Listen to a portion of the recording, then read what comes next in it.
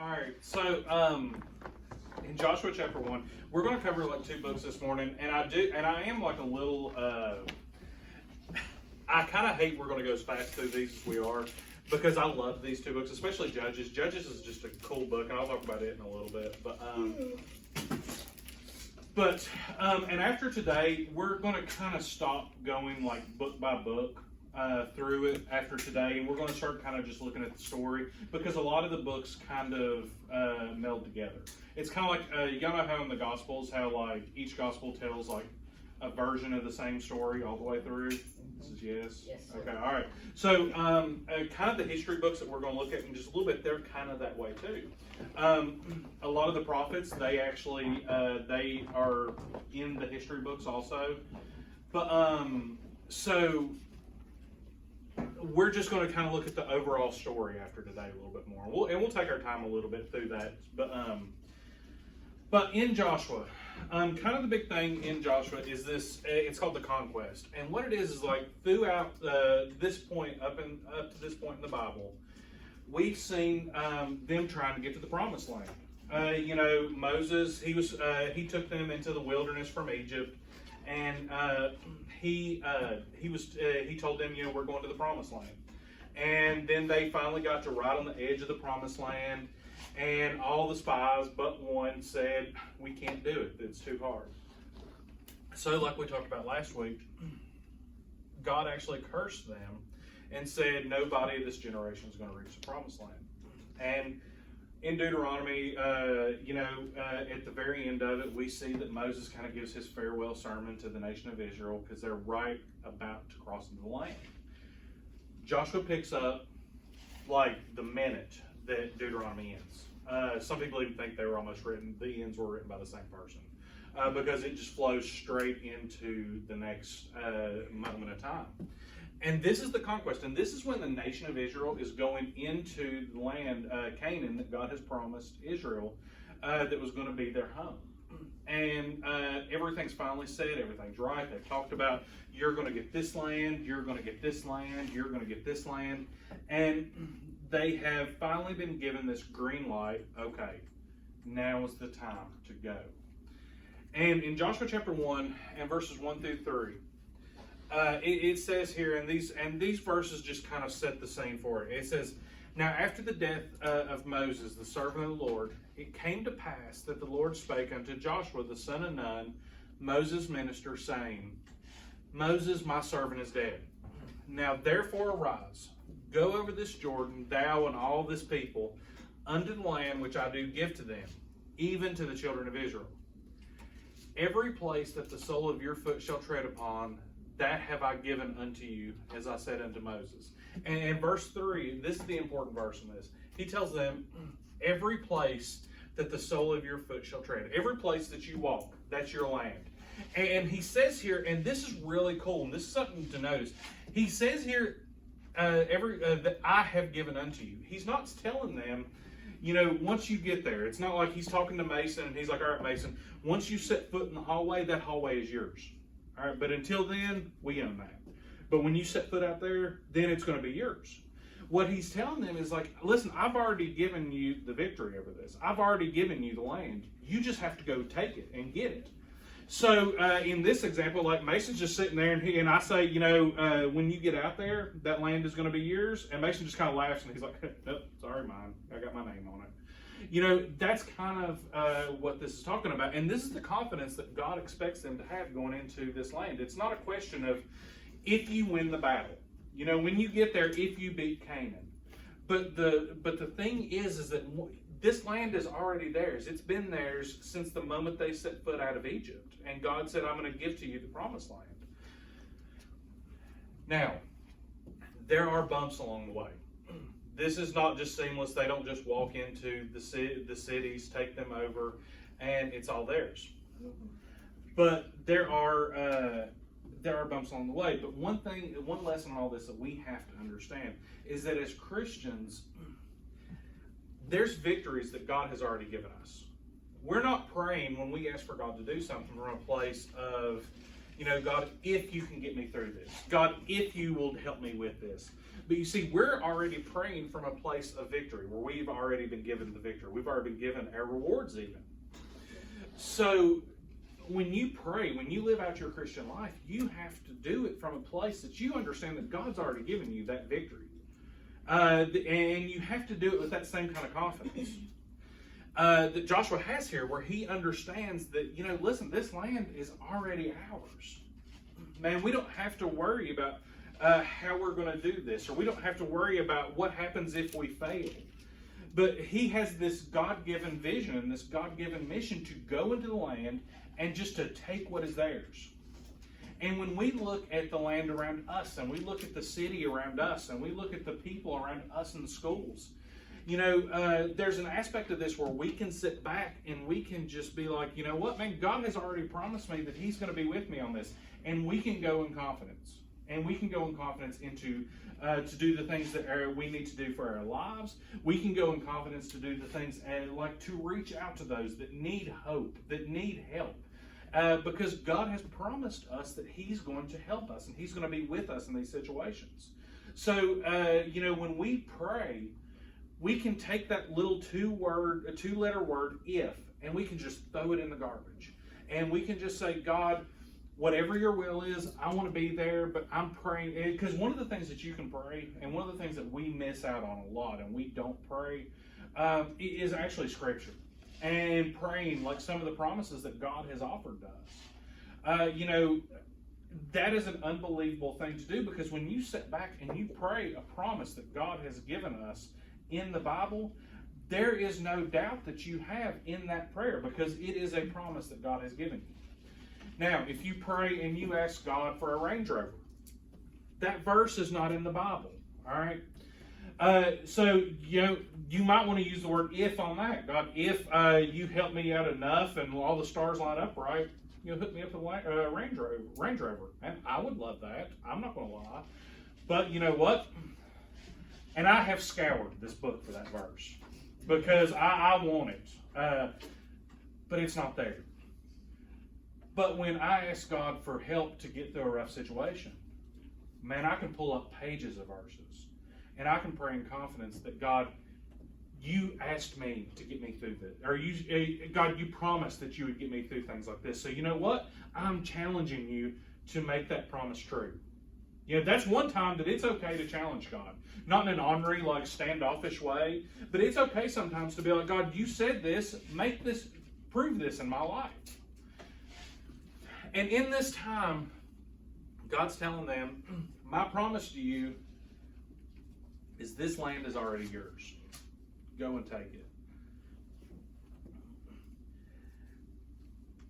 In this time, they go over and they one of the first places that they visit is Jericho. Now, a lot of us have heard that story where they march around the city daily one time, and then on the last day they march around it 7 times. They blow a horn, and the walls crash down, and they go in and they take the city. It's a miraculous moment of victory. But there's also moments where they fail. There's a city, and it literally is just AI. How you pronounce that, I've heard it for a 2-letter word. You would think there would not be a bunch of different ways to say it, but I've heard it pronounced 100 different ways. So we're just going to call it what it is, AI. They go into the city AI, and they go kind of arrogantly, and they don't listen to God and how they should do it. Now, they just defeated this big walled city of Jericho. And they go over into this little village, AI. And they go cocky into the city, thinking that, man, look what we just did. Man, we're going to wipe these people out. But more than anything, they don't listen to God, especially one man. And because that one man does not listen to God, this little village whoops Israel. They just lay them to waste. And Israel runs back, kind of with their tail between their legs, like a whooped dog, and they're like, man, what just happened? Man, this isn't lining up. And then they realize, God speaks to them, God lets them know there's an issue.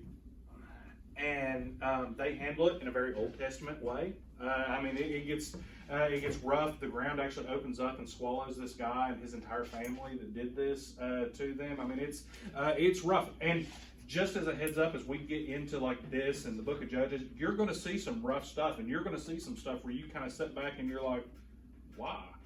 And there's not time to answer it here, but it's worth studying, and it's worth talking about later if you guys want. But after the ground opens up and he swallows up this man, Joshua reestablishes the covenant between him and Israel, between God and Israel. And then they go into Ai and they do exactly what they thought they were going to do the original time. They just whoop them.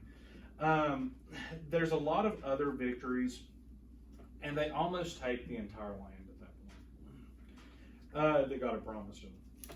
Not completely, but they almost take all of the land.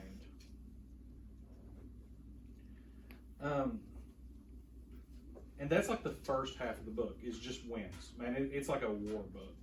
Like it talks about them going in and all these victories. And the second half of the book, though, it talks about them separating the land out. Joshua's getting old. Joshua's getting, he knows that his time's kind of at an end. So they begin to separate the land out because they've talked about it. But y'all realize that sometimes you can talk about stuff, but then you have to kind of put it into action. You can't just assume that it's going to happen that way. So after they've talked about it in Deuteronomy, and it's been several years, some of y'all are like me, you have no idea what you had for lunch yesterday. So you have to kind of be reminded. You have to do things to kind of help remind you. They begin to actually split the land up and send the different groups of people, the different families into these lands. So they go into this land, and as they're doing this, Joshua is part of kind of re-upping on this covenant. One of the most famous verses in the entire Bible, we've actually got part of this hanging above our couch now. But Joshua 24:15.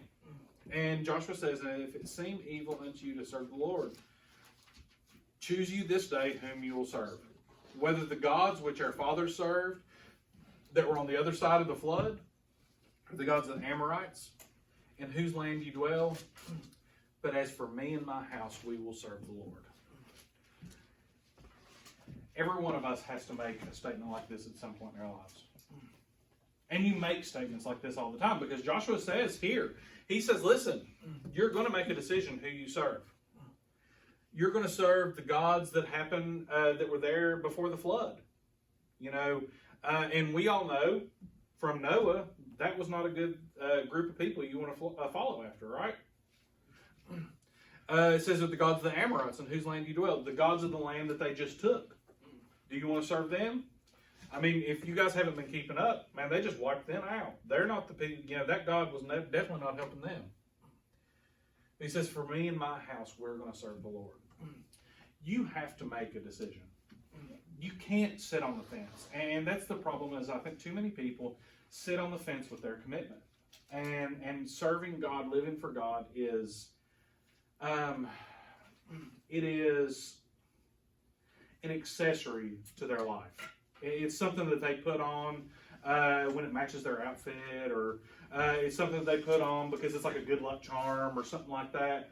But serving God is so much more than that. Serving God is a decision that you make, and you make every day of your life. Because, man, you can decide today, man, God can get a hold of you today, and you can decide today, yes, I'm giving my life completely to God.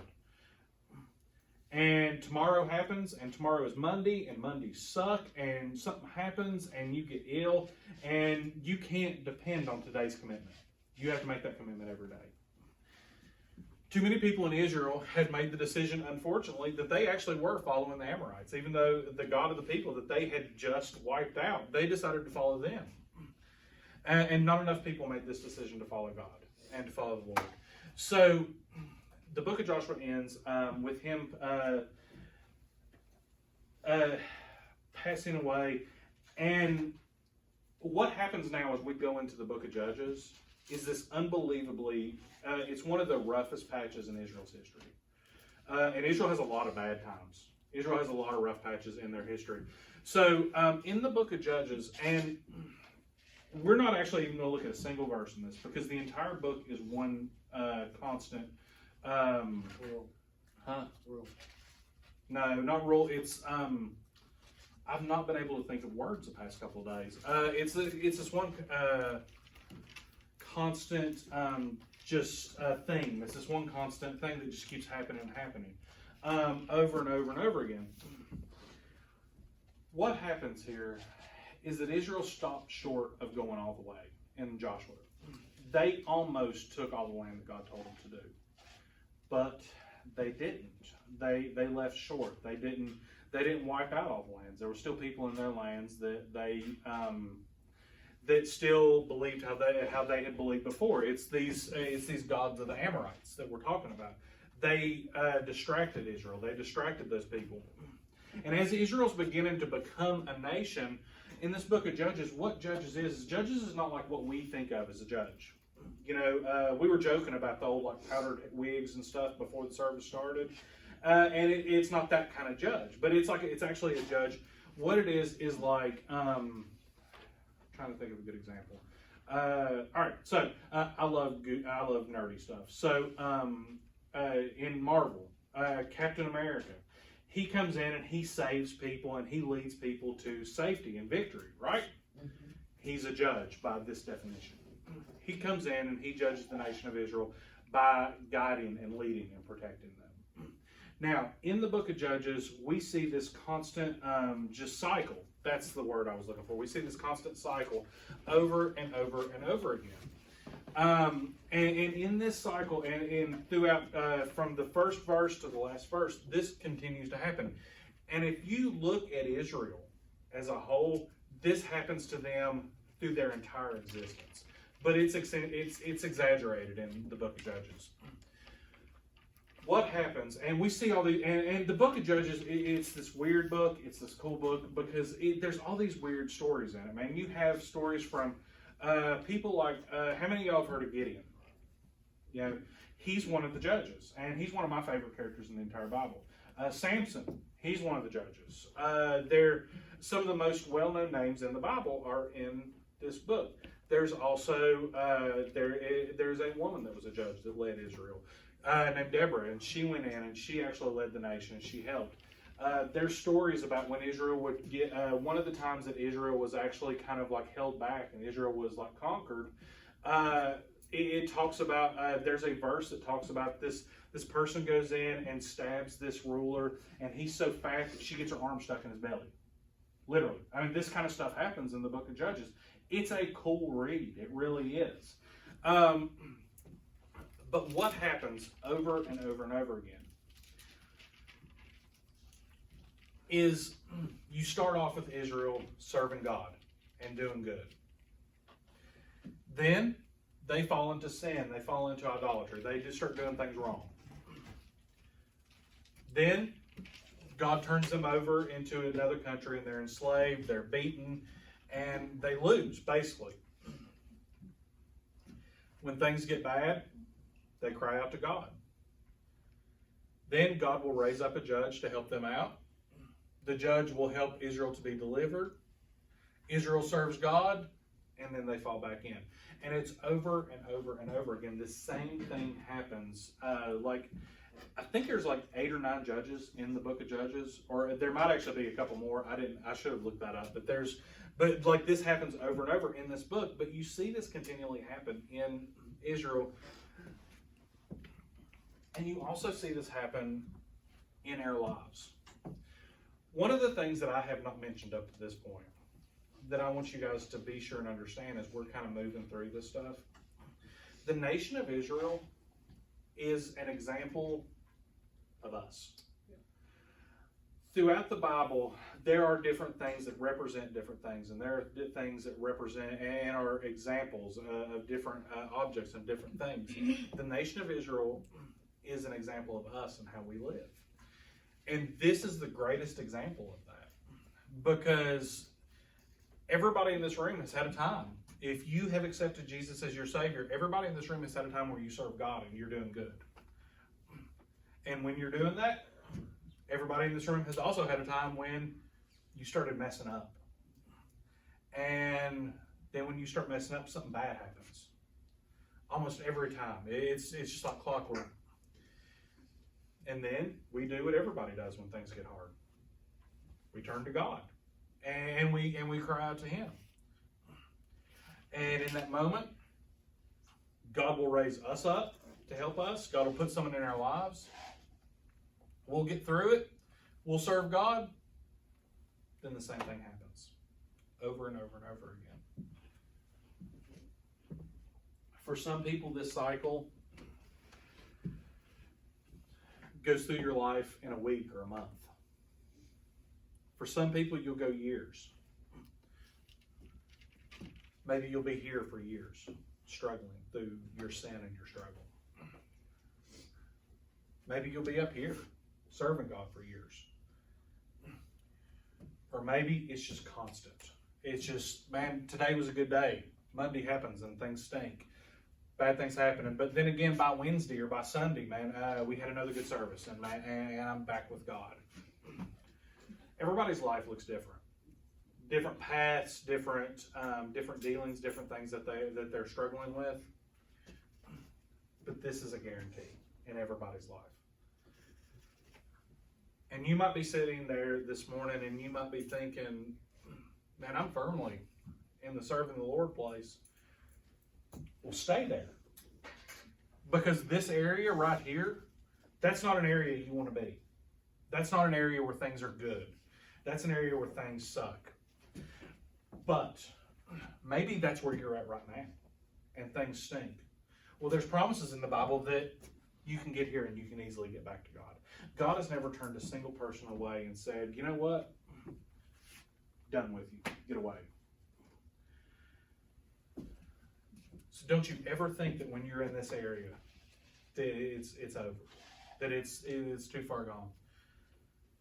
Because when you get to this point where you'll cry out to God, there was never a time in the book of Judges where the nation truly with an honest heart called out to God.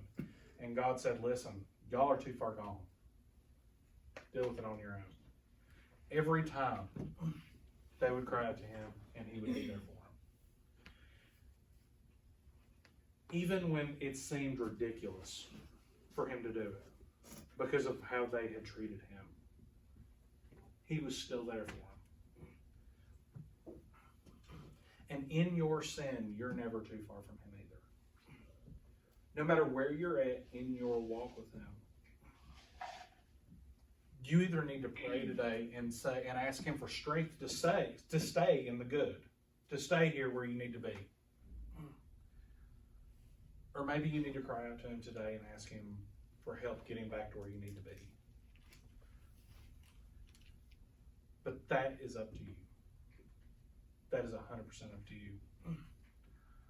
This book is one of my favorites because it teaches me about me. Because I'm not standing up here telling you something from a position of, well, I live up here. I've got my house up here. All my like good things are up here. This is where my Bible levitates and just barks at me and tells me what to do. You know, this is where I live, period. Man, I'm telling you guys this because I've been through this more times than I care to admit. And I don't want anybody to have to go through the bad. I want you guys to be able to embrace the good of serving God, the good of seeing him work. I want you guys to be a part of that. Not to deal with the suffering, not to deal with the struggles. Because there's going to be some that come your way no matter what you do. But don't bring them on yourself. Man, live for him. And enjoy the blessing of what he can offer you by living for him. And at the end of the book of Judges, that's where we start to get into a time whenever Israel has a little bit of stability. They begin to live. They begin to live for God. And there's one last judge that we're introduced to as we kind of move into the next time I teach. And it's Samuel. And Samuel is the last judge and probably the greatest judge that there is. And then at that point, we move into the story of Israel as a nation and kind of what happens there. And we'll start to see some people like David and Solomon and some really cool stuff that happens. And some really kind of like some kind of punch you in the gut stuff. Because we fall in love with these people. And then we can just like almost scream at the page, don't do that. And they do it. But that's kind of where we'll go week after next. But Do you guys have any kind of questions about where we're at or like anything like that? All right. Well, if you want to cut that off, and we'll pray. I'm finishing up a little bit early.